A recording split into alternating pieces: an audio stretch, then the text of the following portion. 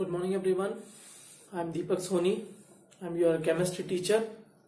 Today I am going to start our next topic in chapter number 1 is mole concept. ठीक है, आज हम लोग मोल कॉन्सेप्ट के बारे में देखेंगे कि मोल कॉन्सेप्ट क्या होता है. ठीक है, so let us start with our topic mole concept.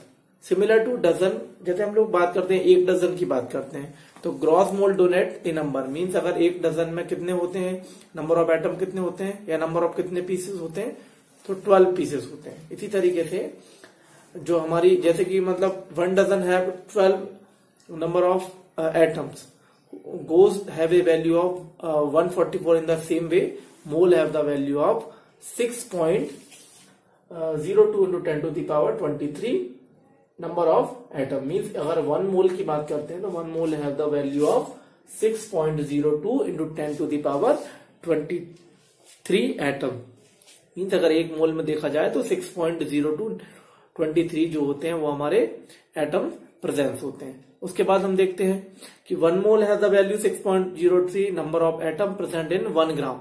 1 gram में अगर देखा जाए तो 6.02 into 10 to the power 23 atoms presence होते हैं. और अगर हम इसको कितना मानते हैं 12 ग्राम के अकॉर्डिंग चले तो carbon 12 is called Avogadro number. Mean अगर इसको कार्बन 12 से हम लोग अगर कंपैरिजन करते हैं इसको 1 ग्राम ऑफ एटम को और उसमें देखते हैं कितने एटम्स होते हैं 6.02 इंटू 10 टू 23.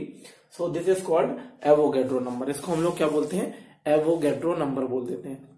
और एवोगैड्रो नंबर को किस चीज से डिनोट करते हैं, कैपिटल एन से डिनोट कर देते हैं. ठीक है, this number is 1 gram of atom in every element found.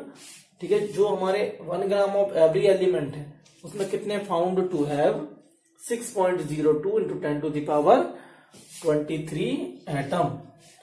The number is called mole. Means अगर 1 ग्राम में इतने 6.02 इंटू 10 टू 23 अगर एटम प्रेजेंस होते हैं तो इसको क्या बोल देते हैं, मोल बोल देते हैं.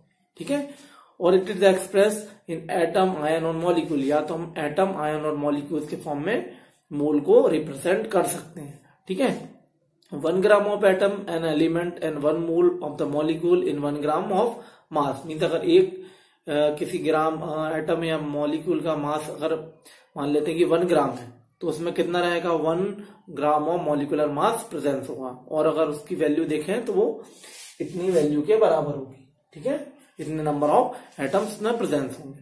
तो अगर 1 मोल ऑफ मॉलिक्यूल में 1 ग्राम ऑफ मॉलिक्यूल्स प्रेजेंस होंगे और 1 gram of molecules is equal to gram molecular mass. और gram molecular mass is equal to 6.02 into 10 to the power 23 molecules में प्रेजेंस होंगे.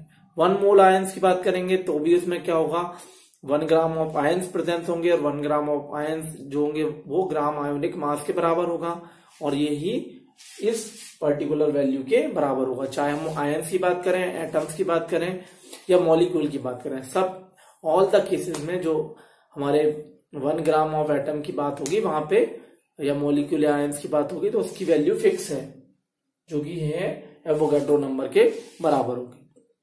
ठीक है, तो number of moles of an element, अगर इसका फॉर्मूला देखें कि number of moles of element is equal to mass of given element upon atomic mass. Means यहाँ पे अगर बात करते हैं हम लोग,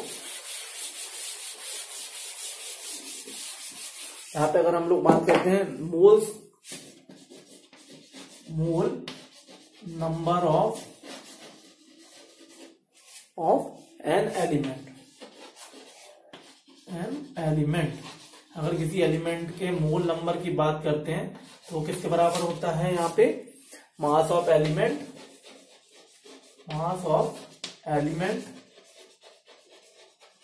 अपॉन यहाँ पे एटॉमिक मास ऑफ एलिमेंट के बराबर होगा. ठीक है, इसी तरीके से अगर यहाँ पे मोल नंबर ऑफ, अगर कंपाउंड की बात करते हैं हम लोग, mole number is equal to compound, so is called mass of compound divided by atomic mass of. ठीक है, तो यहाँ पे हमारे अगर इसकी बात होगी तो यहाँ पे इसको molecular mass of compound. Mass of compound. ठीक है, तो यहाँ पे अगर एलिमेंट की बात होगी तो एटॉमिक मास लेंगे, और अगर कंपाउंड की बात होगी तो कंपाउंड की बात में क्या कर देंगे, यहाँ पे मॉलिक्यूलर मास ऑफ कंपाउंड के ये बराबर हो जाएगा। ठीक है, इतनी चीज याद रखना है। उसके बाद ये सभी की वैल्यू फिक्स हो जाती है, जो 6.02 इंटू 10 टू द पावर 23 के बराबर होगा। ठीक है, अब ये सारी चीज किसके बेस होती है, normal temperature and pressure 1 mole of all gases have 22.4 litre के बराबर होता है। अगर normal temperature and pressure mean NTP volume of 1 mole of all gases equal to 22.4 litre के बराबर होता है। ठीक है, और जो 22.4 litre of volume of all gases equal to Avogadro number. ठीक है, एवोगैड्रो नंबर को हम लोग एन से डिनोट करते हैं। ठीक है, उसके बाद जो नेक्स्ट टॉपिक है वो हमारा है मॉलिक्यूलर मास। अब ये मॉलिक्यूलर मास क्या होता है, तो मॉलिक्यूलर मास ऑफ या फिर मोलर मास। ठीक है, molar mass of 1 mole is called molar mass, मगर 1 मोल की बात करते हैं हम लोग। ठीक है, तो mass of 1 mole is called molar mass. ठीक है, नेक्स्ट यहाँ पे हमारा है मोलर मास। तो मोलर मास किस चीज को बोलते हैं, तो मोलर मास है mass of 1 mole. Mass of 1 mole is called molar mass, called molar mass.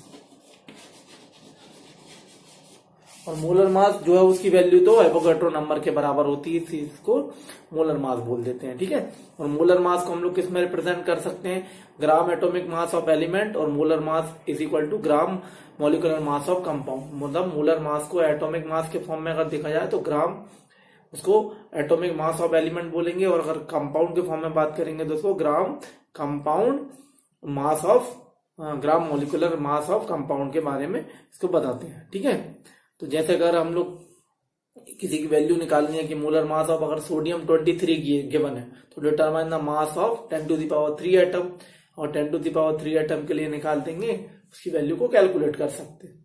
ठीक है, तो मोलर मास जो होता है 1 सिंपल सी बात है, mass of 1 mole is called molar mass. ठीक है, जैसे कि सोडियम का 23 होता है, और अगर उसके हमको पार्टिकल गिवन है तो हम उससे मोलर मास कैलकुलेट कर सकते हैं। ठीक है, नेक्स्ट हमारा जो है वो है एम्पेरिकल फॉर्मूला क्या होता है, उसके बारे में देख लेते हैं। यहाँ पे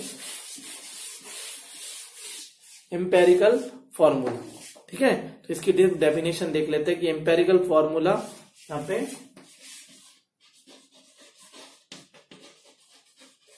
एम्पेरिकल फॉर्मूला। ठीक है, एम्पेरिकल फॉर्मूला क्या होता है, तो empirical formula is the formula which represent the atom of element. अगर मान के चलो कोई फॉर्मूला एटम ऑफ एलिमेंट को रिप्रेजेंट करता है, and the simplest whole number ratio between atoms in 1 molecule of the compound. 1 molecule of the compound के को अगर रिप्रेजेंट करता है तो हम इसको क्या बोल देते हैं, एम्पेरिकल फॉर्मूला बोल देते हैं। ठीक है, तो एम्पेरिकल फॉर्मूला एक बार और रिवाइज करा देता हूं कि empirical formula is the formula which represent the all the element present and the simplest whole number. Simplest whole number के फॉर्म में जब भी एटम प्रेजेंस होते हैं, and the number of ratio between atom and 1 mole of the compound. ठीक है student, तो आज के लिए हम लोग इतना ही रखते हैं। नेक्स्ट क्लास में हम लोग एम्पेरिकल फॉर्मूला देखेंगे और उसके एक न्यूमेरिकल को भी सॉल्व करेंगे। ठीक है student, that is sufficient for today's class, and we will meet in our next class with next topic. So thank you so much.